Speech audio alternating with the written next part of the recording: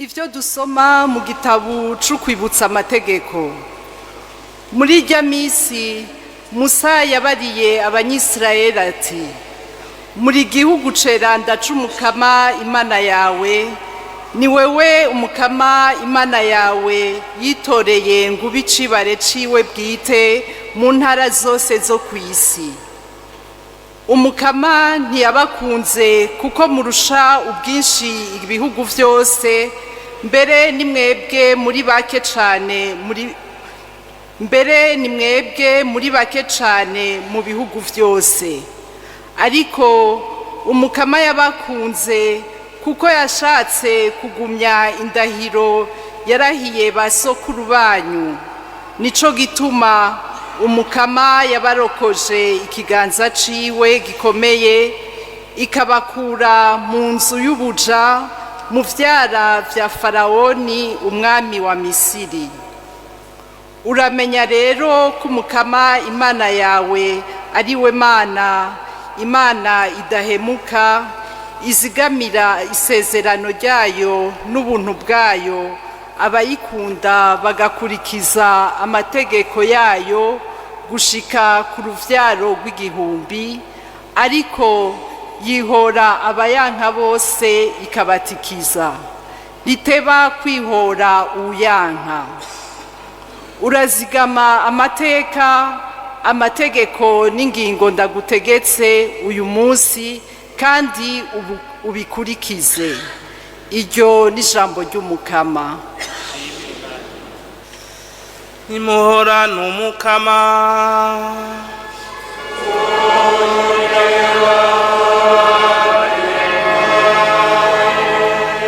Ivyo dusoma mu nkuru nziza Yezu Kristo nk'uko twayishikirijwe na Matayo.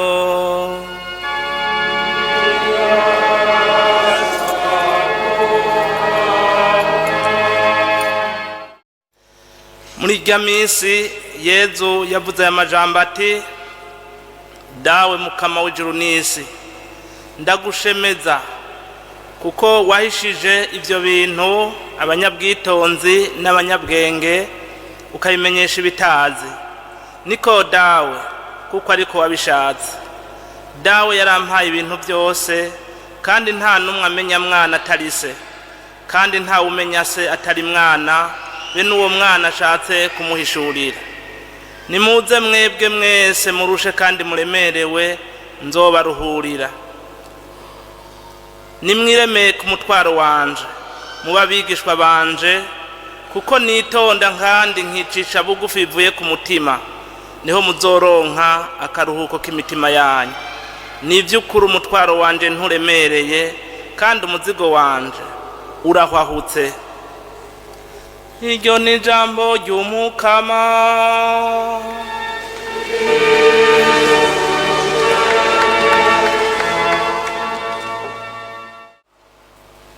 Nimuze mwese, mwebwe mwese murushe kandi muremerewe, nzobaruhurira.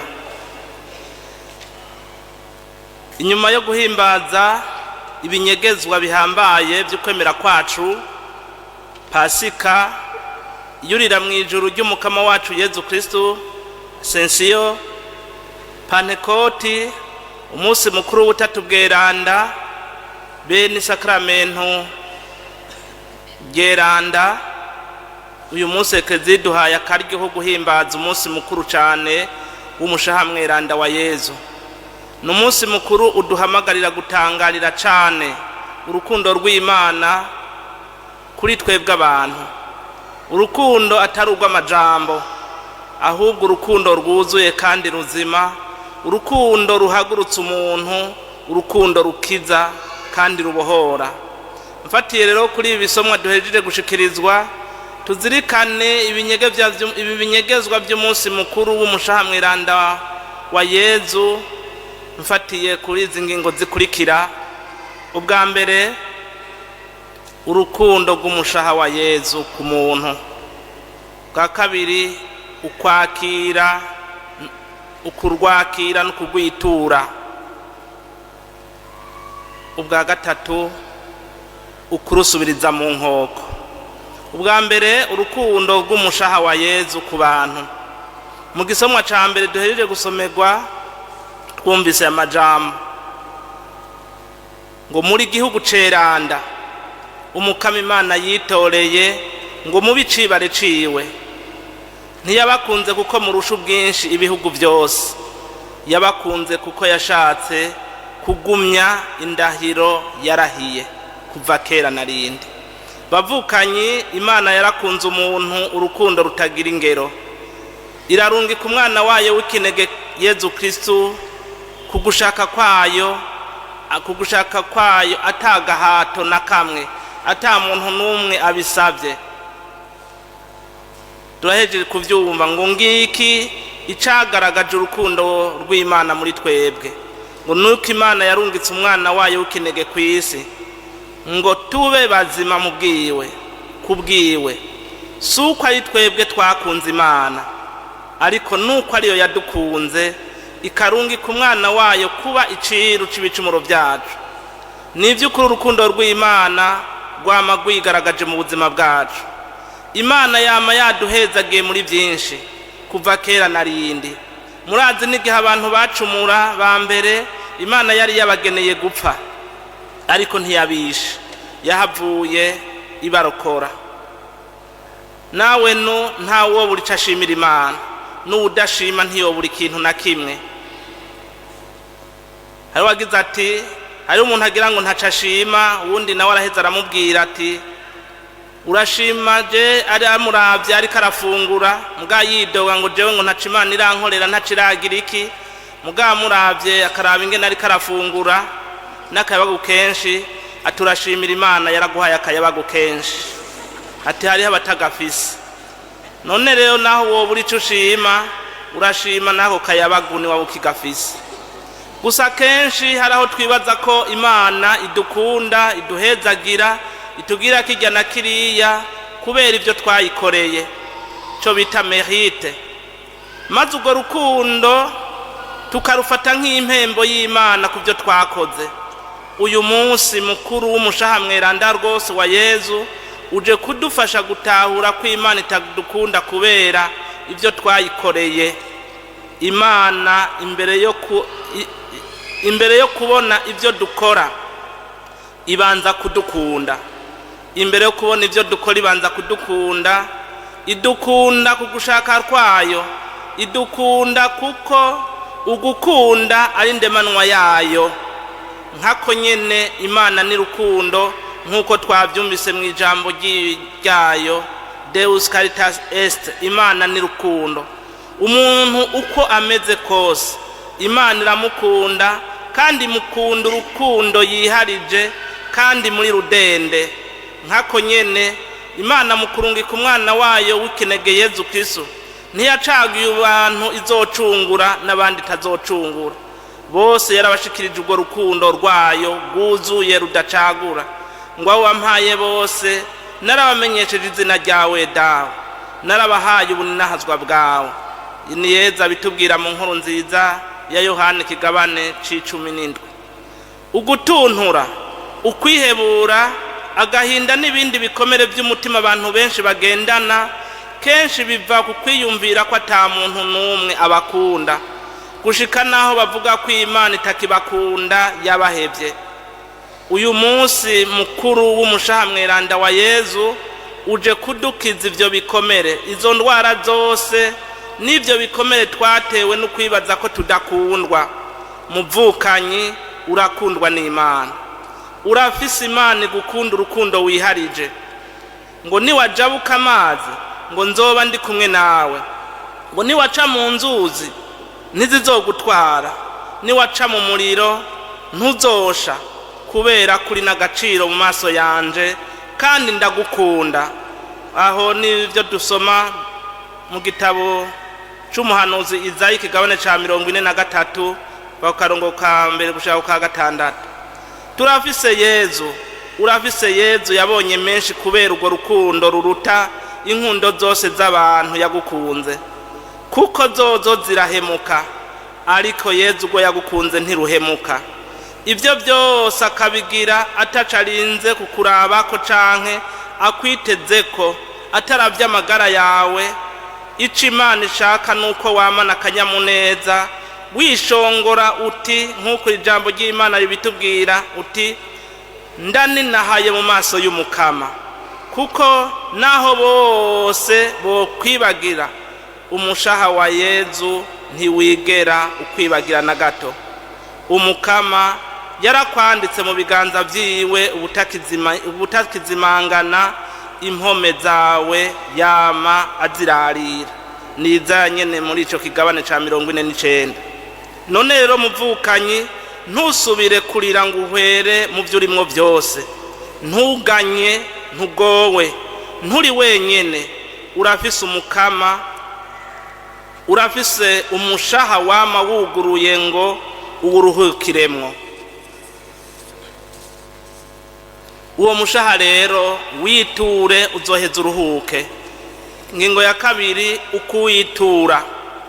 Nimuze mwebwe mwese murushe kandi muremerewe nzobaruhura, kuko nitonda kandi nkicisha bugufi bivuye ku mutima, niho muzoronka akaruhuko k'imitima yacu yanyu. Muvukanyi, nta kindi cazanye Yezu kw'isi atari wewe. Kuva Yezu aje kw'isi nturi imfuvyi, mutura ibyawe byose udatinya. Kumwe kwa Zake ahuye na Yezu ati ngibi byanje, nkuko tubisoma muri Luka ikigabane c'19:8. Nawe mubwira uti Mukama ngibi byanje. Umushaha wiwe uguma wuguruye ngo wakira ibyo byose bikuremereye kandi biruhije umutima wawe. Reka kubyikorera kuko ntabyo uzoshobora. Bihe Yezu heza uronke akaruhuko. Hari ikintu gitangaje muri ijambo ry'Imana kiranga urukundo rwa Yezu ku muntu. Yezu ntavuze ngo we urushe banzwe mweranda hanyuma uze ndakuruhure. Navuze kandi ngo niwamara kugerageza hanyuma ukabona biranse ucuza. Oya, agize ati nimuze mwebwe mwese murushe kandi muremerewe nzobaruhura. None gabavukanyi, ni kubera iki iyo dufise ibituremereye canke bituruhije tubanza kubijana handi? Kwa Yezu hakaba ariho duherukira, aho guca tugana Yezu ubwo nyene utumushira ibyacu aturuhure. Ubwo si ikimenyetso c'uko naho tumuvuga tumuririmba atariwe ari imbere, tutamwemera ubwa mbere nk'umukiza wacu n'Umukama mushobora byose. Ubwo si ururimi gusa, ubwo Yezu ntari mu mutwe gusa, ubwo mu bwenge bw'ukwemera turamwemera kwa Umukama n'umukiza ashoboye byose. None n'ibyaba biruko, kubera iki duhengera twananiwe hose twayerereye tukaza kumuherukirako? Erega haraho twibuka kuvoma twamaze gusesa, tukaza kumwirukira twamaze gusinzikara, twamaze kubora, twamaze kurwa. Niwe yivugiye ati jewe nduwitonda kandi nkicisha bugufi. Twabyumvise mu yandi majambo, nta muntu n'umwe ajya umutima nk'abaraho, nta mukazo, nta giturira asaba, nta caution, nta kamwana wa mama akoresha, nta gatumba, nta bwoko, nta mugambwe, ntaraba amashuri canke ntaraba ko wize canke utize. Wewe mugane gusa, arakurindiriye ukuri kose, aranakwinginga mbere ngo utebuke kumutura ibyawe kugira ngo uruhuke. Nta kindi ashaka atari uko woruhuka muvukanye. None rero habuze iki ngo tumugane? Habuze iki ngo ugende iwe umushira ibyawe umwereke ibyiwe? Reka kwigira imfuvyi kandi ufise Umukama mushobora byose. Mutura ibyawe byose, we ugwaye, we urushe, we ufise agahinda, we ukenye urukundo, we ufise ibikomere by'umutima, we uremerewe na kirya na kiriya.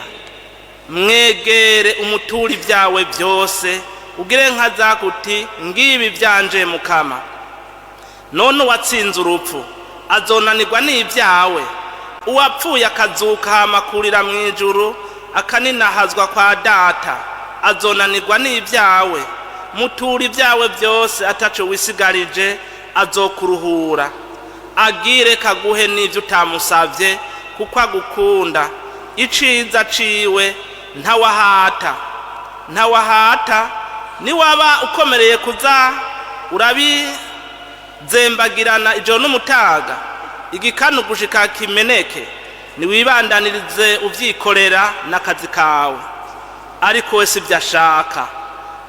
sivyo ashaka ntivyari bikwiye ko tuvunagurika kandi dufise Yezu yadukunze agaherezako nta kindi kimuraje ishinga atari uko tworuhuka. Mugamanyi ngo hari abantu barema baremerewe ariko ni indwara ikomeye. Mwugururire irukira uwo mushaha wa Yezu wugurutse kugira ngo twese tuwinjiremwo. Winjizemwo ibyawe byose arabibona kandi bizovayo yabihinguye kandi yabihinduye ahari amarira haba umunezero. Bwa gatatu kuwusubiriza mu nkoko. Ko kuwusubiriza mu nkoko mpere ku ukwemera Yezu Kristu umwana wayo. Ukwemera Yezu Kristu umwana w'Imana nzima. Twabyumvise mu bisomwa by'ijambo ry'Imana. Uramenya rero ko Umukama Imana yawe ari we Mana, Imana idahemuka, uheze uyemere. Yongera ati ariko yihora abayanka bose ikabatikiza ntiteba kwihora uyanka. Mu gisomwa ca kabiri naho yagize ati uwemera wese yuko Yezu ari umwana w'Imana, Imana iguma muri we nawe akaguma mu Mana, nkako nyene uwo Yezu niwe akurekurira ibyaha byawe byose, niwe agukiza indwara zawe zose, niwe agarurira ku cobo ubuzima bwawe, niwe akwambika urugori rw'ubuntu n'impuhwe. Bavukanye nta kintu kibabaza Imana nko kutayemera. Nta kintu kibabaza Imana nko kutabona urwo rukundo yadukunze ngo tuyemere nk'Imana idukunda, itugaba kandi ikatuganza, nk'Imana yaturemye ikongera ikatubeshaho. Hari abantu rero kuri iyi si babayeho canke bigenza nk'abiremye, aho kwemera Imana ukamengo niyo yobemera, aho gusenga Imana ukamengo niyo yobasenga. Abayemera, abayikunda n'abayikorera bagahinduka iciro ry'umugani, bagasuzugurwa, bakarabwa nk'ibijuju, nk'ibitagira ubwenge. Ariko Imana niko yabishatse. Yashatse yuko abo bigira ubwenge baba ibijuju, abo nabo umengo ni ibijuju bakaba ari ubwenge nyabwo. Ikibabaza rero Imana kuruta kuri abo batayemera nuko abo batayemera canke bigira bugabo bwigaba babayeho uko bahendwa n'ibyo iyo Mana nyene batemera yabahaye, yabatije, badashobora kongera ko n'umunsi n'umwe w'ubuzima bwabo, ariko bakihagarara ko bakayisuzugura, mbere bagasuzugura n'abayishingira intahe bakayigisha, ndetse kongerwa ko n'umunsi badashobora no kumenya umunsi urupfu ruzobatwarira, n'ubwoko bw'urupfu ruzobatwara ntibabaruzi. Ntibamenye ko bazokwicwa n'umubu canke bazokwicwa n'amacinya canke bazotwagwa n'umuvo canke bazogira avesi, ariko bakaguma bihagararako ngo baragaba Imana canke ngo barayirengeye, ntibinjire muri urwo rukundo ngo bafukame bayisenge ataco bashoboye, bakikumagura mu byo yabatije. Ntibamenya ko bazokwicwa n'igisida, ntibamenya ko bazopfa mwijoro canke ku murango, ntibamenya ko bazopfa bishwe canke nuko bazopfa ugwakarago, ntibamenya ko bazopfa bakiri ku ngoma nuko bazopfa barasubiye ku cavu bakavyibagira. Ariko Imana yabaremyeyo ibona byose, irabaraba ikitwengera gusa, ariko ikababara kubera nibatagaruka iherezo ryabo rizoba ribi. none rero umushaha wa Yezu duhimbaza uyu munsi uje kutwereka yuko iyo mana twoyemera. Imana si yo mu majambo iriho kandi irigaragaza, tuyemere nk'Imana. Abo rero batayemera nibiheze ikita ibiburabwenge, nk'uko izaburi ibita ahigira iti ikiburabwenge cibwira mu mutima waco kiti nta mana iriho. Ikiburabwenge cibwira mu mutima kiti nta mana iriho. Izaburi ya 53 akarongo ka kabiri. Abo rero baragowe cyane kuko nta kigongwe c'Imana bazoronka, kuko base kwakira no kwemera urukundo Imana yabakunze, base kwakiranye n'ikigongwe. Aha rero igize muri iki gisomwa iti ariko yihora abayanka bose ikabatikiza, ntiteba kwihora ubuyanka. Nta kindi rero twokora cyo gushimisha Imana kiza gisumba ukuyemera, ukuyifukamira, ukuyisenga no guca bugufi imbere yayo.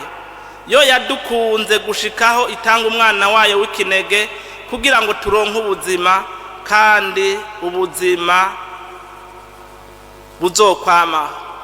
Ikindi cyo kuyisubiriza mu nkoko twumvise muri iri jambo nukuyininahaza mu mvugo no mu ngiro no mu bikorwa, ngo hezagira umukama se mushaha wanje, maze uko ndi kose mpezagira izina ryiwe ryeranda.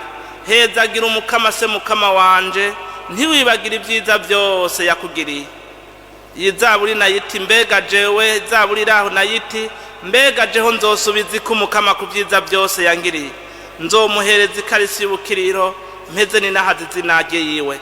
Izaburi y'116 akarongo ka 12 n'aka 13. Ngiki ikindi kintu gihambaye cyo gusubiriza mu nkoko Imana ku rukundo yadukunze, kandi n'ubibandanye dukunda, kuyininahaza. Ukuyininahaza rero ntikurangukira mu majambo gusa, kurangukira no mu gukunda abana bayo nk'uko natwe yadukunze. Nahigiriti nk'uko twabyumvise ngo bakunzi banje, kw'Imana yadukunze ityo natwe dutegerezwa gukundana. Dukundanye Imana iguma muri twebwe, urukundo rwayo nago rukaguma muri twebwe. Umunsi mukuru w'umushaha wa Yezu ntuduhamagarira rero gutangarira urukundo rw'Imana gusa, ntiduhamagarira kuguma tuvuga Imana dutamba twiyereka.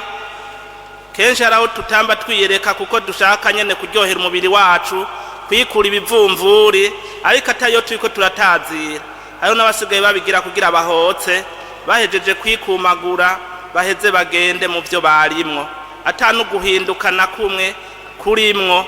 Bari nawo kamengo bari muri siporo, ariko ibyo si vyishaka gusa. Ishaka yuko ko kuyininahaza, kubangikanya, nyabuna nukwakira no kuronsa urukundo twaronse bene wacu. Nta kamarero bimaze canke bimarira Imana kwama turiringa ngo Imana iradukunda, ngo Imana ni nziza, ngo Imana yangiriye ibitangaza, kuko haza uwundi nawe atubitse uwavubi kandi wari kumuhako. Ugusubiriza mu nkoko umukama ku byo yatugiriye nukwigana Yezu watigeze yigungana urukundo yahawe na se, kuti atigeze yigungana ibyiza bya se wiwe. Ntubandanye rero uvuga ngo uri umukunzi w'umushaha wa Yezu uhaze ntaco yimena, hari abandi bagowe wari kurasa nako. Ntubandanye uvuga ngo uri umukunzi w'umushaha wa Yezu Kristo, ari wewe uri intambamye zituma ibintu byari gusabikanywa n'abandi bitabashikira canke bitaboneka. Ukuba umukunzi w'umushaha wa Yezu nuko kugira umutima wagutse nk'uwa Yezu, mukumva ko ico ufise canke ico woronka cose wogisabikanya na mugenzawe. Kuri uyu munsi rero mukuru cane w'umushaha wa Yezu, dusaba inema yo kuturonsa umutima w'urukundo ushushanwa wa Yezu, ukunda bose, witangira bose, udacagura, maze duheze muri bike dufise tubisabikanye. Imiryango n'igihugu bibe iyo ry'urukundo ry'Imana, Imana itubona inezerwe, hanyuma iheze urwo rukundo rukuze, iheze turonse byinshi mbere, turonke ibyo dutanga, ibyo twikenuza n'ibyo dutanga, gutya Imana igume ihezagira ibyiza byayo, iduhezagiza ibyiza byayo biva muri wa mushaha wa Yezu wadukunze urukundo rutigera ruhera, wama wuguruye kugira ngo uwegereye wese agabane ibyiza by'Imana. Amen.